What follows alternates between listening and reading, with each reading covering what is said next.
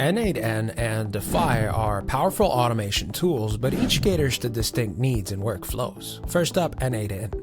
Think of it as a low-code, open-source Swiss Army knife. Supports over 300 integrations from API to webhooks, and lets developers weave in JavaScript, TypeScript logic where needed, making it ideal for complex business automation. You can self-host n8n for better control and privacy, and users consistently praise its power and its flexibility. People on Reddit were quoted saying, "n8n is so powerful, steeper learning curve than Zapier, but worth it. Entry point for no-code apps with the added benefit to go overboard with code." Now, Dify.